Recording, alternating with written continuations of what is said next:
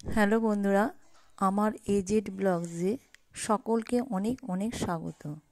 আজকে আমি তৈরি করছি শীতকালীন একটা রেসিপি, সেটা হলো পালং শাকের চচ্চড়ি। এই পালং শাকের চচ্চড়ি তৈরি করা ভীষণ সোজা আর খুব কম সময়ে হয়ে যায়, অথচ ভীষণ টেস্টি। তাহলে এবার দেখা যাক কী করি আমি। প্রথমে আমি সবজিগুলোকে ভালো করে কেটে ধুয়ে নিয়েছি, সাথে ছিল পালং শাক। এরপর কড়াইয়ে আমি তেল গরম করতে দিয়েছি। ভিডিওটা ভালো লাগলে একটা তোমরা লাইক করে দেবে, আর বন্ধু হয়ে পাশে থাকবে। সাবস্ক্রাইব করে দিতে ভুলো না। তার মধ্যে দিয়ে দিলাম পাঁচফোড়নটা ভালো করে আমি বেশ ভাজা ভাজা করে নেব তেলের সাথে। এটা অবশ্যই করবে, নালে কিন্তু খেতে ভালো লাগবে না। আর পারলে একটা শুকনো লঙ্কা দেবে।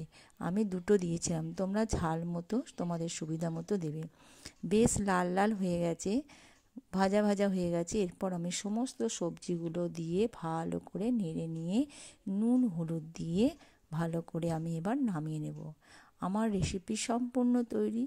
তোমরা ভালো থেকো, সুস্থ থেকো।